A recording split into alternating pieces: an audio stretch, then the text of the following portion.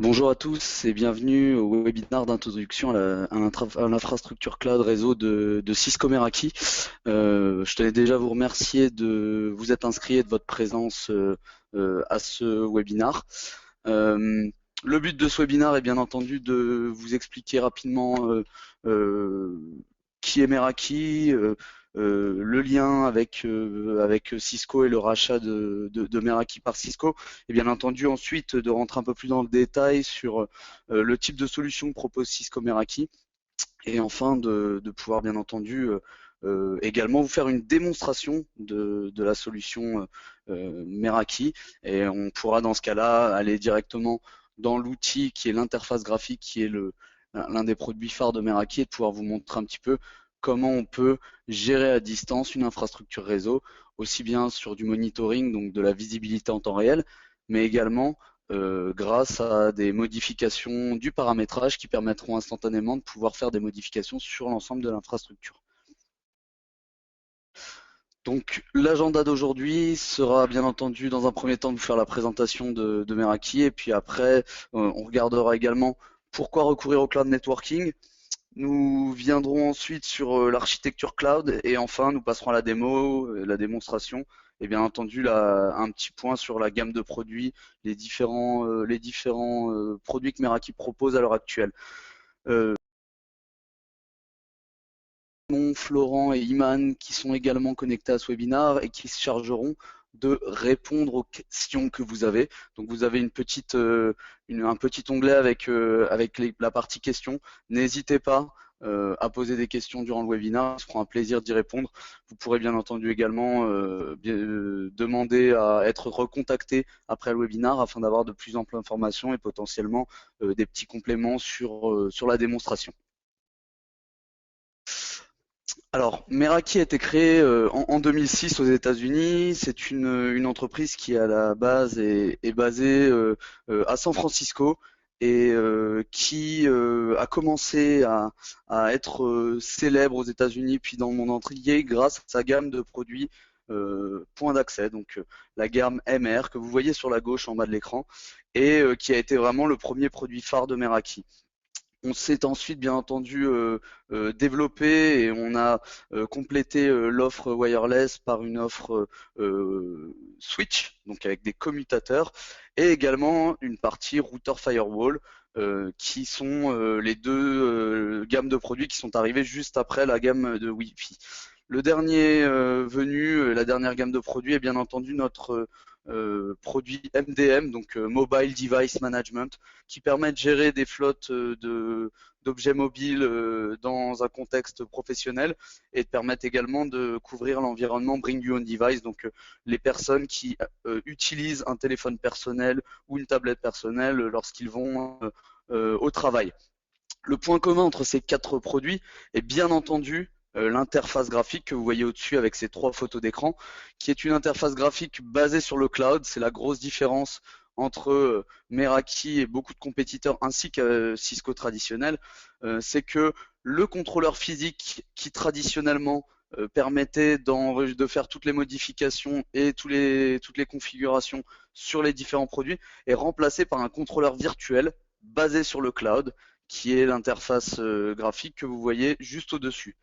Donc cette interface graphique, comme vous pouvez le voir, est un petit peu Googleisée, si on peut le dire ainsi. Les Américains aiment bien dire Google-like. Et la raison principale de cette interface graphique très proche de ce que Google propose est tout simplement que Google a été le premier investisseur de Meraki.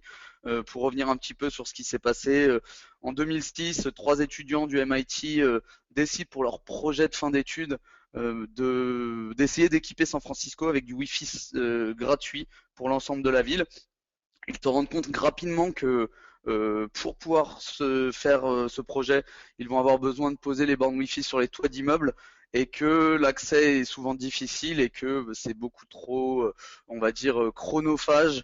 Donc, ils ont l'idée d'essayer de gérer ces bornes Wi-Fi grâce à une interface graphique et un contrôleur virtuel qui leur permettrait d'éviter d'avoir à se déplacer et d'éviter à avoir tous les problèmes que peut présenter un projet à aspect multisite tel que celui-ci. Il décide donc de présenter ce projet au MIT et dans l'assistance, une personne de chez Google va leur proposer de leur financer leur 1000 premiers boîtiers. Et c'est comme ça que la société Meraki a été lancée donc en 2006. Le groupe Sequoia, bien entendu, est le deuxième investisseur qui est arrivé très rapidement après. Et c'est en 2012 que Cisco décide de racheter Meraki pour 1,2 milliard de dollars, ce qui représente environ quand même 2% du chiffre d'affaires de Cisco et ce qui est non négligeable. Bien entendu, les produits Meraki viennent compléter l'offre Borderless Network de Cisco. Et ceci permet également à Meraki de pouvoir non seulement de profiter du réseau de partenaires Cisco, mais également de pouvoir bénéficier des investissements conséquents R&D que Cisco fait tous les ans. Alors sur le positionnement de l'offre Cisco Meraki, il faut savoir qu'on a historiquement, mais également d'un point de vue caractéristique, certains types de contextes qui sont très intéressants pour poser du Cisco Meraki. Bien entendu, on a la partie historique avec au départ près de 30% du chiffre d'affaires de Cisco Meraki éducation et sur la partie publique. Ce pourcentage, c'est bien entendu équilibré. On est capable maintenant de traiter des projets dans tous les secteurs d'activité. Alors on mentionne bien entendu le retail, la santé, l'hôtellerie, le tourisme. On est très présent dans l'industrie aussi. Et donc, c'est plutôt sur le type de projet on va vraiment avoir une valeur ajoutée. Il faut savoir que ces projets sont souvent des projets où on a une équipe IT qui va être réduite, qui va souvent être une équipe ID qui a IT pardon, qui a plusieurs casquettes, donc qui va potentiellement aussi bien gérer le réseau que gérer le poste de travail, l'infrastructure et beaucoup d'aspects liés à la partie informatique. On va aussi avoir l'aspect multisite qui peut être très intéressant quand on a une multitude de sites avec pas forcément une personne habilitée à faire des modifications sur l'infrastructure sur place. Donc on va pouvoir, grâce à la solution Meraki, avoir une vraie valeur ajoutée grâce aux aspects de gestion à distance et de gestion centralisée. Comme je vous le mentionnais tout à l'heure également, le point qui va être très important est la multitude des types d'utilisateurs du réseau. On va avoir la possibilité de segmenter le réseau avec une partie pour les employés, une partie pour les invités, une partie d'environnement, un environnement de test, et on va avoir la possibilité de créer une multitude d'SSID avec des paramètres de gestion et des niveaux de sécurité différents. Et bien entendu, l'aspect, l'environnement Bring Your Own Device, une multitude d'objets connectés qui viennent de différents constructeurs, de différents systèmes d'exploitation et qui vont devoir avoir une politique de gestion commune. Voici quelques-uns de nos clients français qui ont bien pu avoir leur icône sur ce site en disant que les cinémas Tu peux regarder si tu vois du son ou pas? T'entends du son ou pas? que le CHU de Coulommiers utilise un Wi-Fi Meraki ou encore que Burger King, qui se déploie fortement en France à l'heure actuelle, utilise l'ensemble des produits Meraki pour l'ensemble de ces nouveaux restaurants. Alors pourquoi recourir au cloud networking? Alors le premier point qui est très important, c'est la facilité de gestion. On en a déjà parlé à quelques dans cette présentation. Il est vrai que avoir la possibilité de gérer à distance l'ensemble de ses sites et l'ensemble de son infrastructure, de pouvoir bien entendu avoir une visibilité sur ce qui se passe, ce qui permet une réactivité relativement forte, mais également de pouvoir faire des modifications en temps réel qui sont automatiquement projetées sur l'ensemble du réseau, sur une partie du réseau. Ça va bien entendu faciliter la gestion. On a également l'extensibilité et là-dessus, c'est vrai que je parlais de Burger King, c'est un exemple relativement flagrant. Un nombre de magasins un nombre de restaurants qui doit augmenter dans les 2 ou 3 années qui viennent, avec bien entendu un besoin de pouvoir installer du nouveau matériel très rapidement, il faut savoir que le contrôleur Meraki, qui est un contrôleur virtuel, va bien entendu pouvoir supporter une borne Wi-Fi comme hypothétiquement 10 000 bornes Wi-Fi, ce qui n'est pas le cas avec un contrôleur physique traditionnel sur lequel on doit bien entendu gérer tous ces aspects et essayer d'anticiper au maximum pour bien entendu contrôler les coûts également. Les coûts, on peut facilement se rendre compte que grâce à cette gestion centralisée et à cette extensibilité, on va avoir aussi des économies de coûts, bien entendu, aussi bien dans la détection et la résolution d'incidents que dans la gestion à distance. Et c'est des points sur lesquels on peut bien entendu revenir par la suite si vous avez besoin de plus d'éléments et d'infos un peu plus personnalisées. Cette partie présence analytics qui est une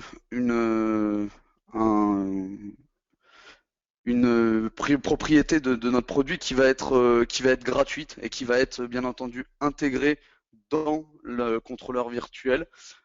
Cette caractéristique va vous permettre de pouvoir remonter des données brutes d'analyse de ce qui se passe sur votre réseau Wi-Fi. Ça va pouvoir vous permettre de savoir le nombre de personnes connectées, le nombre de visiteurs, et ce grâce à la capacité des bornes Meraki de pouvoir sniffer l'environnement et de pouvoir détecter les personnes qui ont un Wi-Fi activé sur leur téléphone et qui ne se sont pas connectés. Ça va pouvoir vous permettre de savoir combien de gens sont passés aux environs d'un magasin potentiellement ou d'une agence immobilière, si on peut prendre un exemple tel que celui-ci. Et ça va vous permettre également de savoir le taux de transformation entre les gens qui sont passés et les gens qui se sont connectés. Ça va vous permettre de savoir combien de temps en moyenne les gens restent à proximité de la borne Wi-Fi et si ce sont des personnes qui sont des personnes qu'on voit pour la première fois ou si ce sont des personnes qu'on a déjà vues aux environs de cette borne Wi-Fi. Bien entendu, ce sont des données confidentielles, il n'y a pas de personnalisation des données, mais on a la possibilité de remonter ces infos grâce à une API et de pouvoir les exploiter. L'architecture cloud, ce sera le dernier slide avant de passer à la démonstration. Alors, le premier point qui est important, c'est de savoir que ce petit schéma sur la gauche représente hypothétiquement un réseau entièrement composé de Meraki. Ça peut bien entendu également être un réseau où seulement l'un des composants est Meraki. On s'interface complètement avec les produits tiers.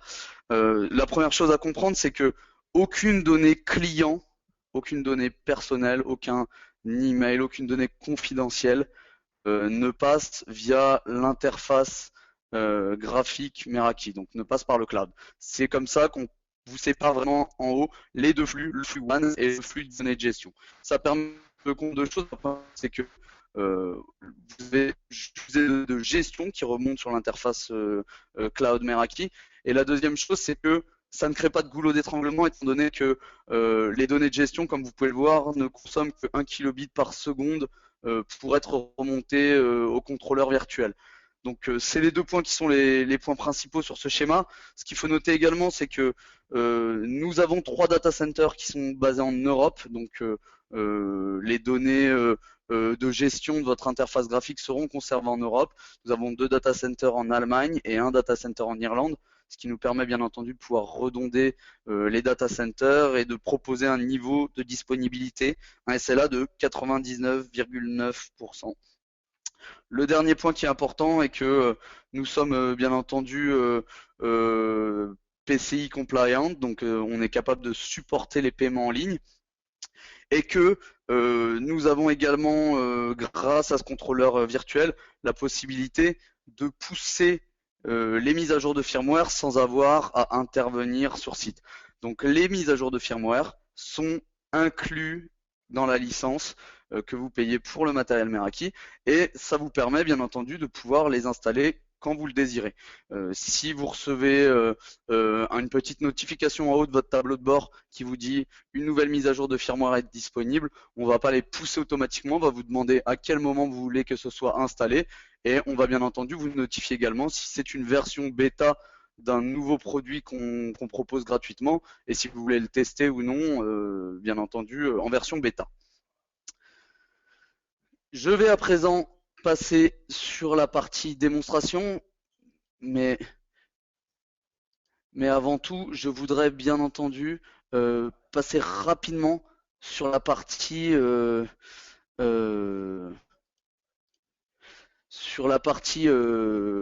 site web, bien entendu.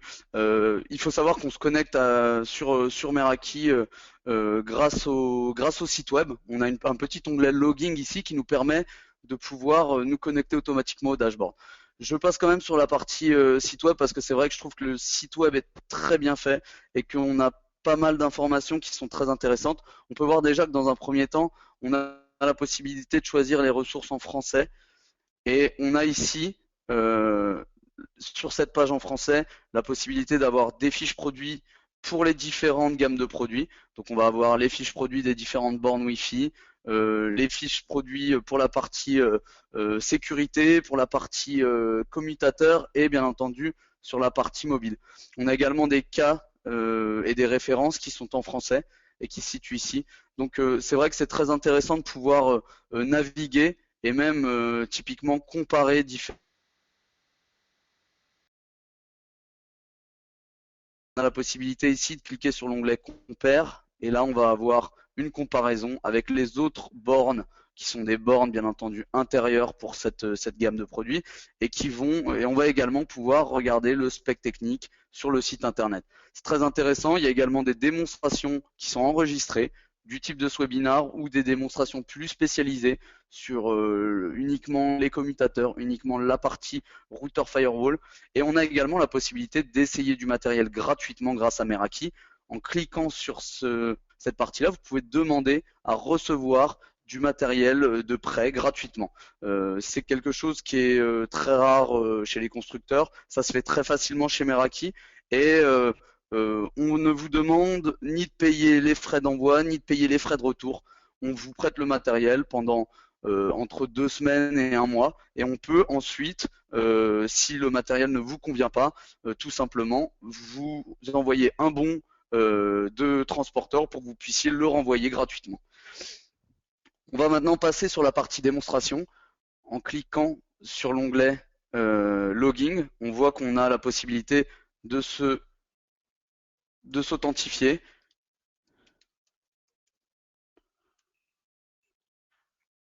On voit qu'on a la double authentification par SMS qui est très importante, qui permet bien entendu de pouvoir apporter un niveau de sécurité supplémentaire.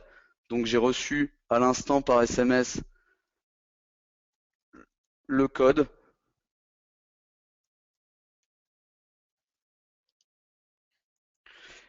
Et là, nous rentrons sur l'interface graphique Meraki. Alors, ce qu'on peut voir dans un premier temps, c'est que sur la gauche, on a des environnements de démonstration qui sont différents. On a un certain nombre d'environnements de démonstration et on voit qu'on a des environnements de démonstration qui sont des environnements clients. On a certains de nos clients qui nous autorisent à pouvoir faire des démonstrations sur leur environnement en lecture seule, bien entendu. Mais c'est selon moi, encore mieux qu'une référence, c'est un gage de confiance et c'est un gage de satisfaction au niveau du produit.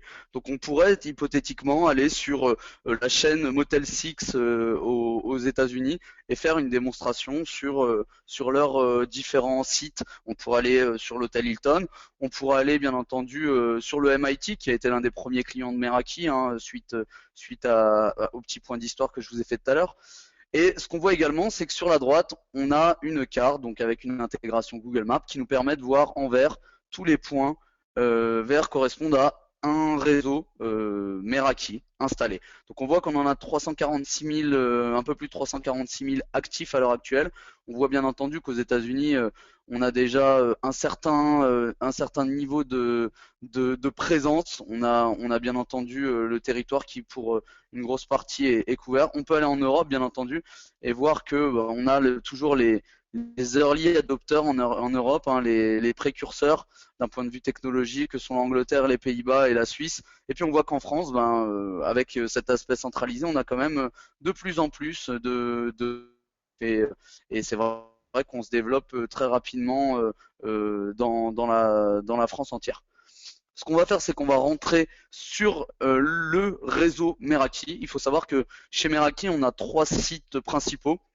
On va avoir le siège à San Francisco, là où l'entreprise a été créée. On a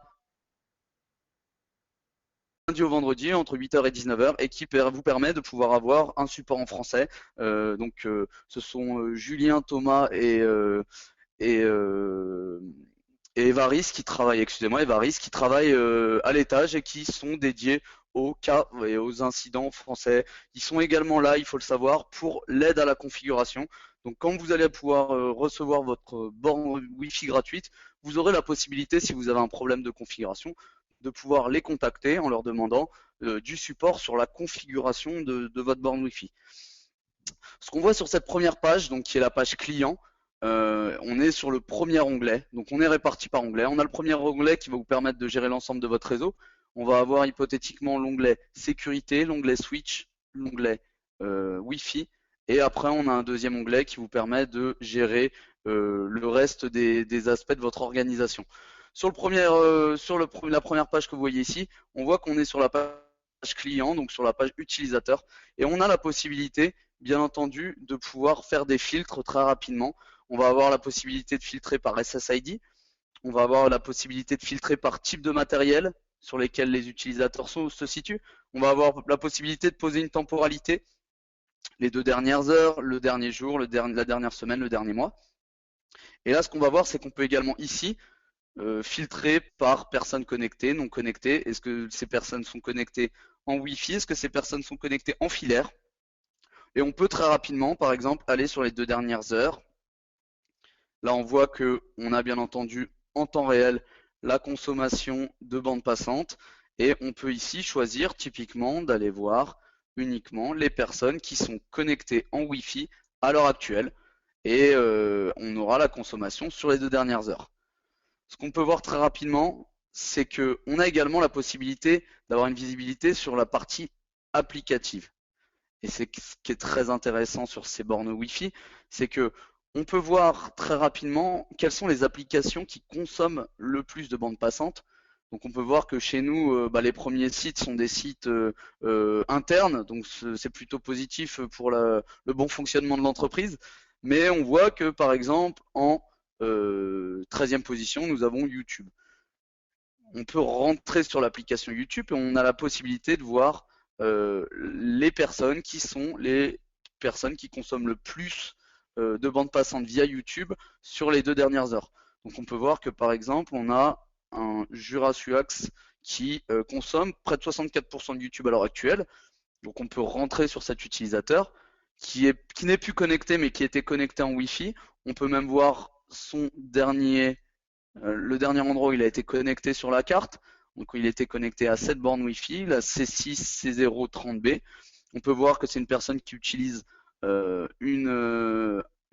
ordinateur Intel 7 et on peut voir également la découpe de sa consommation sur les dernières heures. Bien entendu, on a masqué les sites qui sont confidentiels pour Meraki. Ce qu'on pourrait faire dans ces cas-là, c'est en voyant qu'il y a un abus de bande passante concernant cette personne, c'est tout simplement de bloquer cette personne en lui marquant un petit message. Et là, on bloquerait définitivement du réseau jusqu'à décision de faire demi-tour et de le débloquer. Cette personne, elle ne pourrait plus se connecter au réseau. On a également la possibilité, et grâce au paramétrage de groupe extérieur, de pouvoir, par exemple, catégoriser cette personne dans un groupe d'utilisateurs qui va avoir une gestion et des règles d'utilisation du Wi-Fi qui vont être différentes des autres. On pourrait, par exemple, placer cette personne, au lieu de la bloquer, ce qui est un peu drastique, la placer sur la partie bandwidth abuser, donc ça veut dire une personne qui abuse de la bande passante de l'entreprise. Et dans ces cas-là, à partir du moment où je sauvegarderai, bien entendu, je suis en lecture seule hein, et c'est pas plus mal, on va dire, on pourrait placer cette personne dans ce groupe qui serait un groupe où on aurait limité la bande passante disponible pour l'application YouTube. Mais on va y revenir tout à l'heure. Ce qu'on pourrait faire également, en revenant sur la partie client, c'est voir que sur les personnes connectées à l'heure actuelle, on peut une nouvelle fois rentrer sur une personne qui est connectée à l'heure actuelle. On a la possibilité de savoir environ où se situe la personne, donc à 5 mètres près, hein, c'est à peu près le degré de précision que propose le Wi-Fi. On voit que cette personne est basée au 500 Terry François Boulevard au 4e étage. Donc c'est le siège de Meraki à San Francisco. On voit que cette personne qui est Vanessa euh, est connectée à ce point d'accès, qu'elle a un niveau de signal qui est relativement on va dire, satisfaisant. Et on a bien entendu également la possibilité de remonter grâce à la fonction topologie jusqu'à la tête de réseau et savoir quel est le parcours que Vanessa utilise pour remonter jusqu'à la tête de réseau. Vous comprenez bien que cette fonction de topologie est très intéressante, notamment lorsqu'on est dans la détection d'un incident potentiel. Ça nous permet de savoir quel est le parcours et de savoir quels sont les différents matériels qui sont sur le chemin et qui pourraient potentiellement être en cause dans une détection d'incident. On voit qu'en tête de réseau, on a notre MX400, donc qui est notre routeur firewall, et on voit qu'après, on a plusieurs switches, un MS420 48, un MS420 24 et un MS320 48 ports full power. Donc on peut hypothétiquement remonter d'abord sur le point d'accès. Vanessa nous dit qu'elle a un problème et que elle n'arrive pas à se connecter au point d'accès suivant. On va avoir la possibilité, donc là maintenant on est sur le point d'accès en lui-même. On va avoir la possibilité déjà de voir où il se situe, hein. C'est grâce à l'intégration de Google Maps, on va avoir la possibilité de rentrer nos plans en PDF et de pouvoir positionner les bornes Wi-Fi pour que on ait en cas de problème et de besoin d'intervention la possibilité de détecter immédiatement où se trouve le point d'accès. On va avoir la possibilité de regarder également tous ces outils, ce qu'on appelle des live tools, qui sont des outils en temps réel. Là, on peut voir bien entendu le trafic en temps réel sur la borne. On peut voir avait un problème et qu'on voyait que le point d'accès n'était pas utilisé, on pourrait très bien pinguer ce point d'accès pour voir si c'est un problème hardware ou un problème lié au point d'accès en lui-même. Donc on aurait la capacité de voir que ce point d'accès a un taux de perte de 0%, qu'il a un temps de réponse qui est très satisfaisant, et donc on pourrait dire à Vanessa, bah, c'est pas un problème qui est lié au point d'accès, c'est un problème qui est lié à votre connexion au point d'accès. Et dans ce cas-là, on pourrait déjà troubleshooter le problème en allant voir si c'est un problème de mot de passe, si c'est un problème sur le hardware de Vanessa directement, sur l'ordinateur de Vanessa. Si on avait un problème sur le point d'accès et qu'on voyait que le point d'accès ne répondait pas, on a dans ces cas-là la possibilité de remonter d'un cran et de voir si c'est un problème de câble. Donc on voit ici que le point d'accès est connecté au switch IDF 422 au port 21. Donc on a la possibilité de remonter sur le switch. Et là on est sur le switch Meraki. On a la possibilité bien entendu de voir que le port 21 est alimenté en PoE, que c'est un port truck natif sur la VLAN 128 et chose de faire un test en direct. Et par exemple là on pourrait faire un test de câble sur le port 21 pour voir si c'est un problème qui est lié au câble qui rattache la bande Wi-Fi au switch. Et dans ce cas, on voit directement que on a un câble qui fait 97 mètres, 5 et que on a sur les paires 1, paire 3 et paire 4 aucun problème. On pourrait dans ces cas-là éventuellement, si on avait un problème, remonter pour voir si c'était le switch, et pinguer le switch. Et c'est ainsi qu'on a déjà un certain niveau de troubleshooting qui va être très intéressant. On va revenir sur la partie wireless, qui est quand même la partie, l'une des parties les plus fournies d'un point de vue tableau de bord.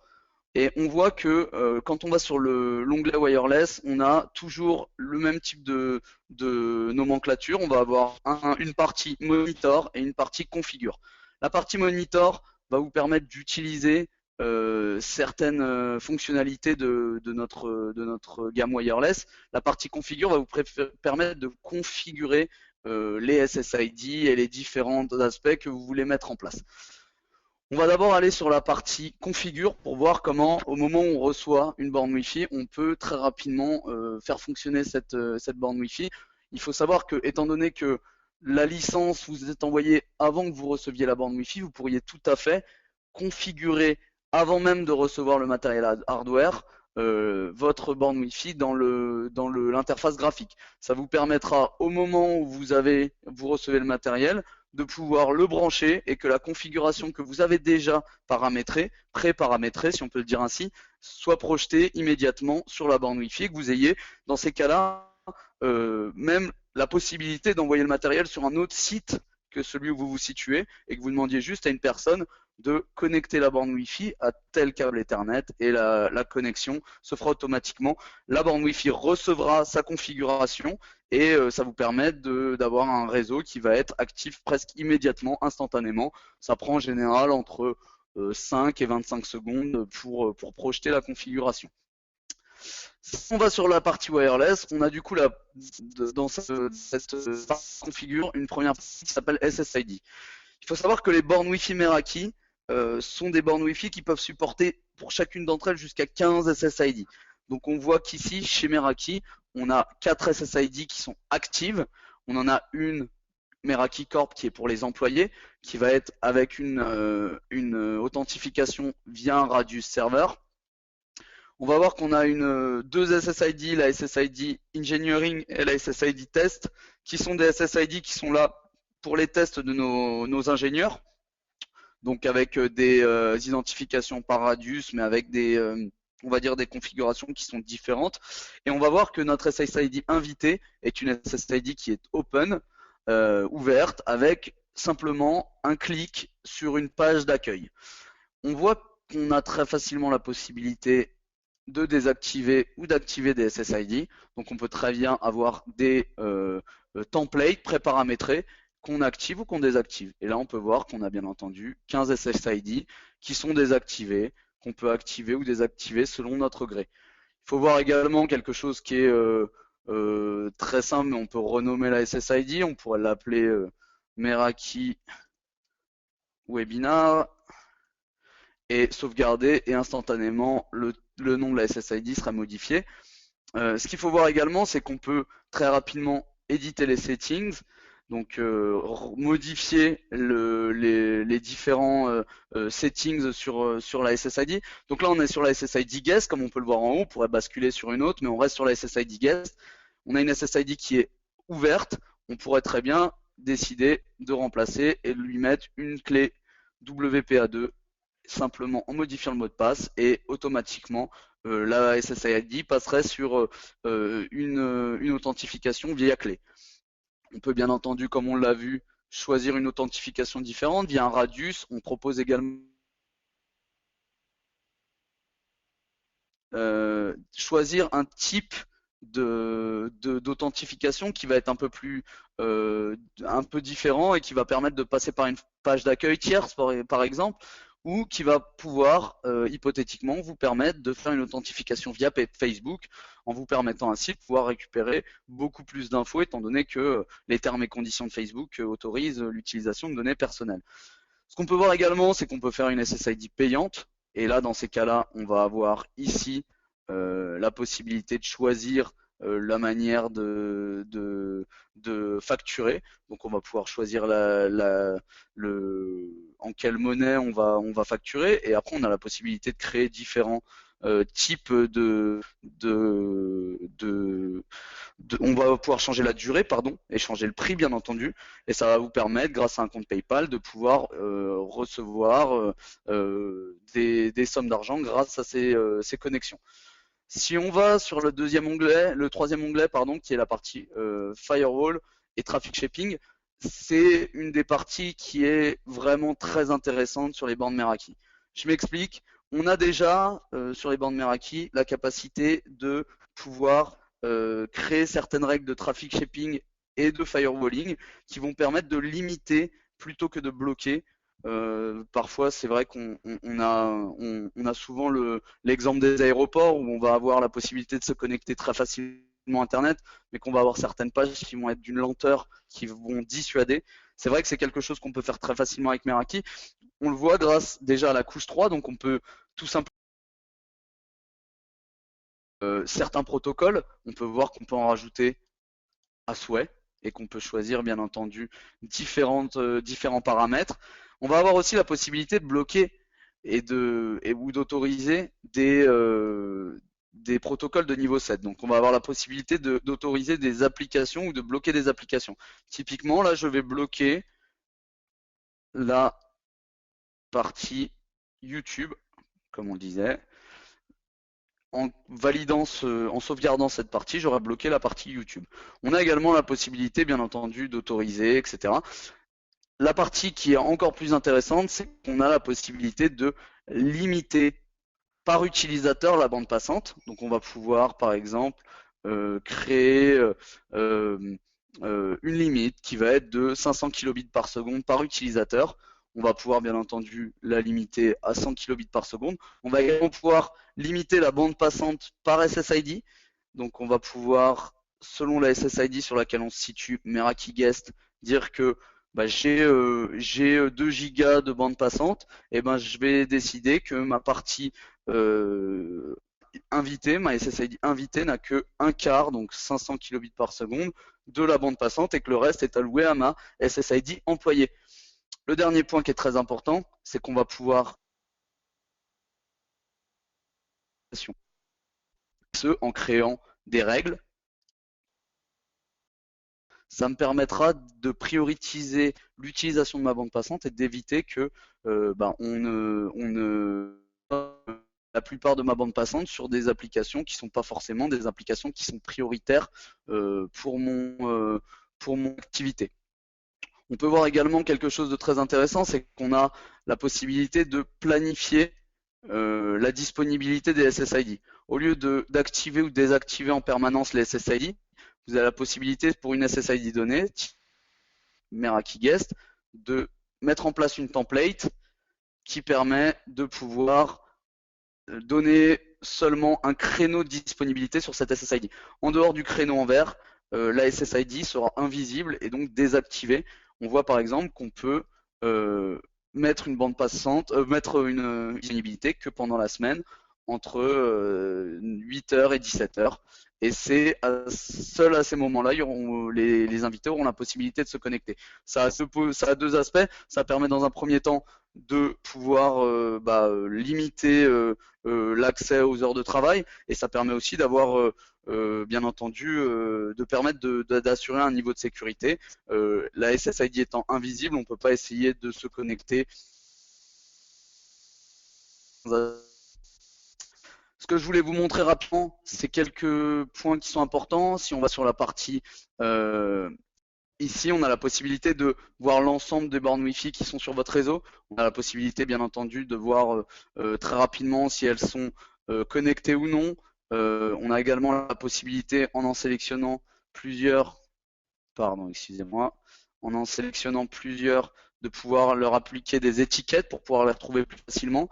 Par exemple, on utilise des étiquettes pour le troisième, le quatrième étage, etc. On a la possibilité aussi d'assigner une adresse IP très facilement. Et on a la possibilité aussi de les déplacer d'un réseau à l'autre. Je sais qu'on a parfois des clients qui ont besoin d'avoir des SSID, des bandes Wi-Fi qui vont être déplacées selon certains événements, selon certaines conférences, et donc on a la possibilité très rapidement de les transférer d'un réseau à l'autre sur votre organisation.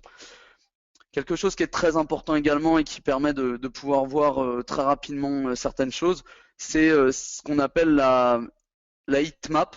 C'est une fonctionnalité qui vous permet de voir sur une période donnée quelle est l'évolution de votre connexion et des personnes qui vont venir sur votre réseau. On lance ici la consultation et on va voir qu'au fil de la journée, on va avoir un niveau de densité de connexion qui va augmenter au fur et à mesure. Ça peut permettre de corriger certains aspects. Typiquement, on pourrait se dire que cette borne Wi-Fi est très peu sollicitée.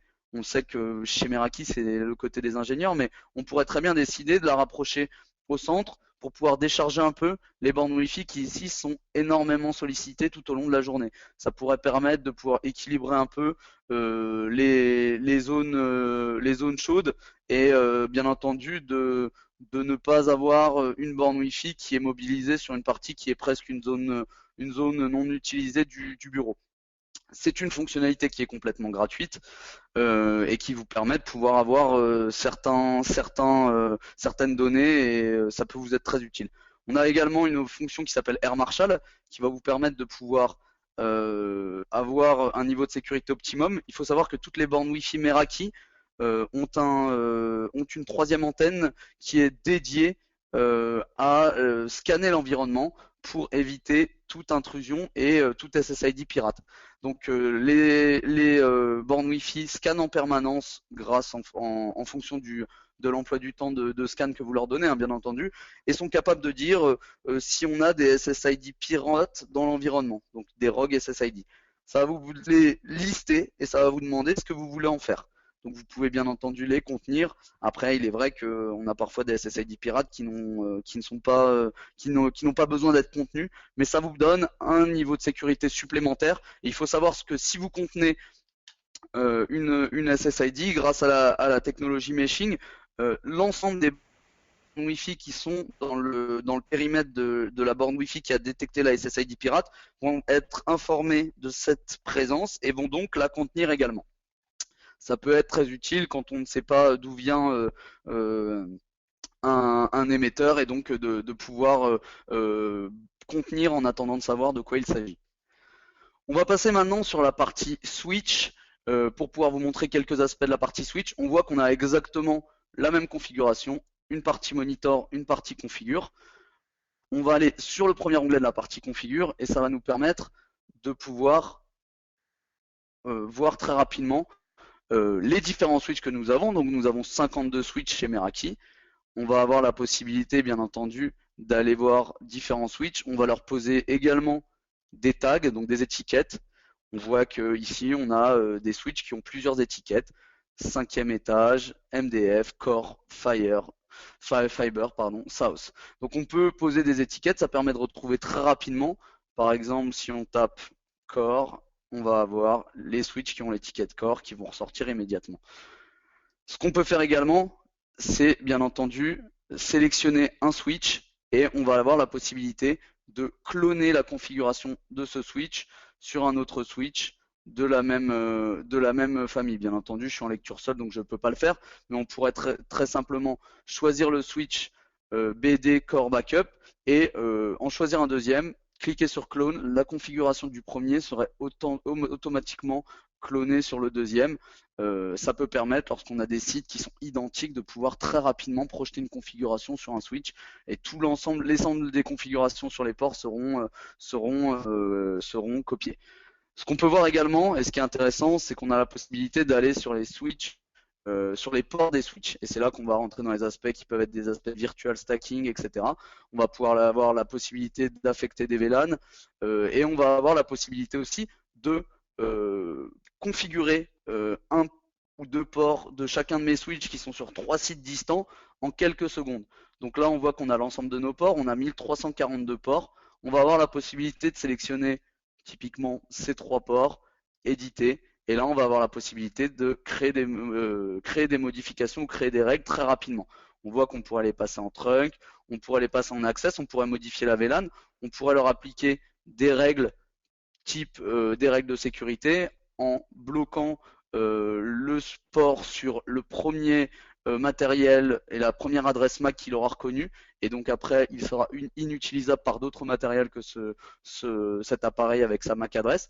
Et on voit qu'on a la possibilité également très rapidement de faire des recherches, d'agréger, de séparer des ports pour pouvoir augmenter ou diminuer la bande passante qui passe au travers. Je souhaiterais rapidement maintenant monter sur la partie sécurité pour vous montrer un ou deux aspects. Il nous reste environ 5 minutes, donc n'hésitez pas, bien entendu, si vous avez des questions, je le répète, à solliciter mes collègues qui sont en train d'y répondre actuellement. On aura également, bien entendu, la possibilité de dispenser des démonstrations plus personnalisées et plus ciblées sur la partie switch ou sécurité, si c'est les aspects qui sont les plus intéressants pour vous. On voit qu'on a la même possibilité sur la partie sécurité. On peut aller voir bien entendu notre tête de réseau et on a la capacité de voir le trafic en temps réel. On a 2 ports WAN bien entendu, comme vous pouvez le voir. Et la partie phare de cette partie sécurité est vraiment qu'on a la possibilité de faire un VPN point à point, donc de site à site, en 3 clics. Et lorsqu'on a deux dispositifs Meraki qui sont sur deux sites distants, on va avoir la possibilité, bien entendu, de mettre en place un VPN en quelques instants. Les 3 clics, entendu, on va avoir en premier temps le choix de prendre le split tunnel ou le full tunnel. Le split tunnel signifie que on va avoir la possibilité d'avoir certains sites qui vont remonter directement à Internet. Le full tunnel signifie que vous avez un concentrateur que vous choisirez et qui va être le point central par lequel tout l'accès à Internet va devoir passer. Le deuxième choix, ça va être de savoir si vos sites communiquent entre eux. Typiquement, j'ai un site central et 5 sites autour. Est-ce que mes 5 sites, on va dire satellites, communiquent entre eux ou est-ce qu'ils ne communiquent qu'avec le site central? Ça va vous permettre, bien entendu, de pouvoir choisir. Et à partir de là, on va avoir la possibilité, en ayant la liste de nos matériels Meraki qui seront placés ici, la possibilité de choisir si oui ou non on crée un tunnel VPN entre ces sites. On sauvegarde et on a à partir de là un réseau VPN qui est mis en place en 3 clics. Et donc là, vous pouvez voir que nous, on a l'ensemble de nos dispositifs connectés. On a également des téléworkers, donc des personnes qui travaillent à distance avec des boîtiers Z1, comme vous pouvez le voir ici, qui sont des mini routeurs firewall. Et on va avoir la possibilité de faire ça très rapidement. On a bien entendu la possibilité de se connecter avec des VPN tiers, et grâce au client VPN. Et dans ces cas-là, on peut voir que ça va être quelque chose de beaucoup plus traditionnel au niveau de la configuration, avec un VPN serveur, un VPN subnet, etc., etc. Une authentification, un Active Directory server. Le dernier point qui est important, c'est que sur cette partie sécurité, on a également la possibilité de poser bien entendu du traffic shaping. Toutes les options et les fonctionnalités qu'on avait sur la borne Wi-Fi, on va pouvoir les poser également en tête de réseau. Donc après, c'est un choix à faire. On peut très bien imaginer que certaines requêtes sont bloquées au niveau de la borne Wi-Fi grâce au traffic shaping et au content filtering de la borne Wi-Fi. Et on peut imaginer que sur la partie router firewall, on pose d'autres règles. Ça peut éventuellement permettre d'éviter de surcharger le réseau, bien entendu. Donc certaines règles déjà bloquées au niveau de la borne évitent qu'on ait à faire un aller-retour sur l'ensemble du réseau pour que ce soit bloqué par la tête de réseau et par le router firewall en tête de réseau et que la requête redescende pour être notifiée à l'utilisateur. On voit qu'on a la possibilité, bien entendu, de gérer la bande passante sur les deux ports WAN. Et là, on va avoir, comme on l'a fait précédemment, la possibilité de créer des règles de traffic shaping. Il faut savoir qu'on propose deux types de licences avec la partie sécurité. Une licence qui va être une licence qui va permettre de faire les VPN, de faire le traffic shaping, etc. Et on va avoir une licence qui va être plus complète et qui va être un bundle entre Bright Cloud, Kaspersky et Sourcefire qui a été racheté il y a peu par Cisco et qui vont permettre d'avoir un niveau de sécurité bien plus élevé. Ça va être de l'antivirus, ça va être de l'anti-phishing, ça va être du content filtering notamment. En cliquant sur l'onglet Content Filtering, on voit qu'on a la possibilité très rapidement de pouvoir avoir des informations et de pouvoir bloquer certains types de recherches et de sites.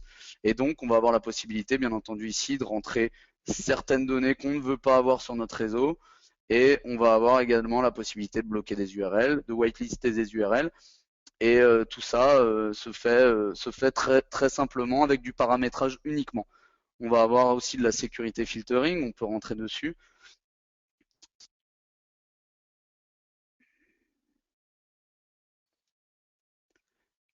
Et donc tout ça est dans une licence qui va être une licence propre et qui va permettre d'avoir ce bundle. Donc comme vous le voyez ici, on a la possibilité de faire de la malware détection, on a la possibilité également de faire de la détection d'intrusion grâce à Sourcefire.